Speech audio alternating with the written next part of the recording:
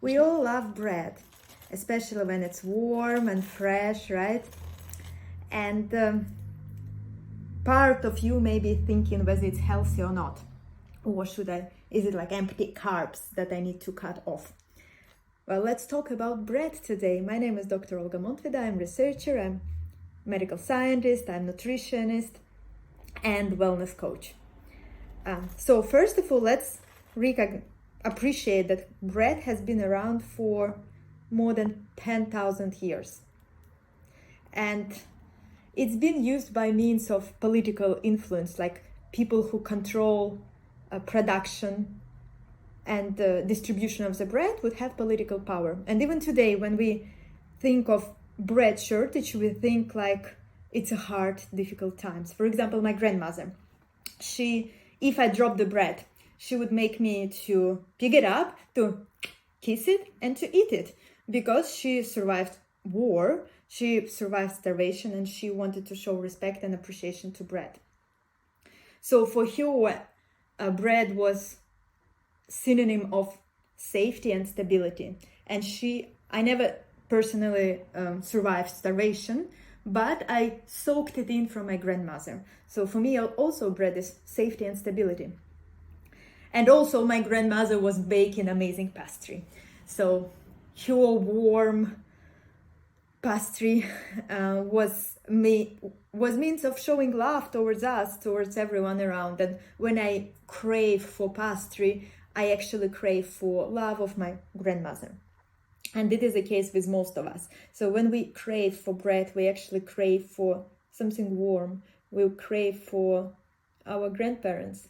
We crave for our parents. We crave for all those good times we had. Or maybe we've been in Italy and been eating croissants. We crave for these moments, not for bread itself. And it's important to understand.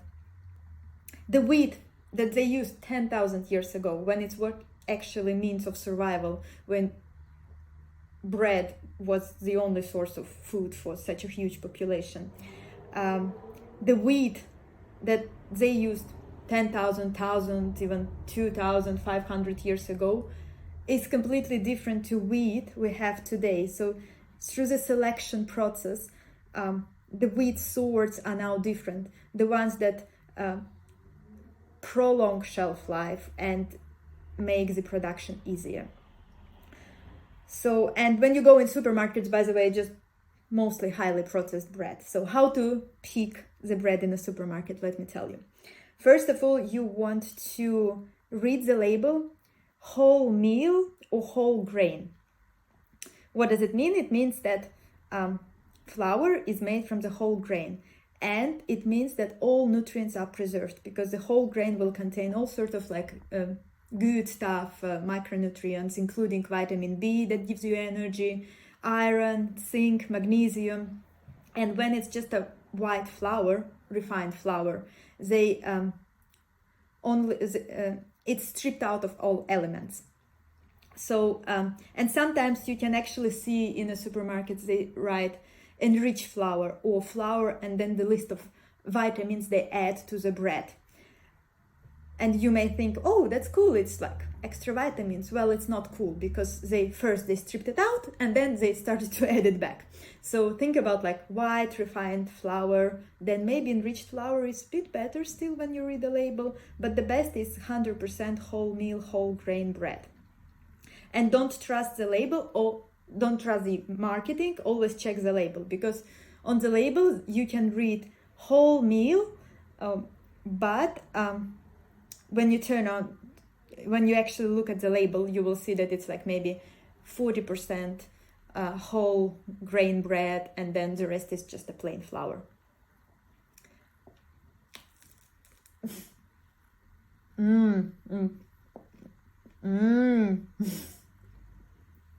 Second thing that you want to look at your label is fiber to carb ratio.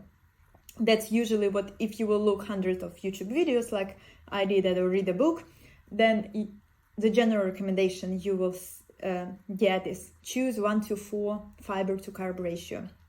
Again, why? Because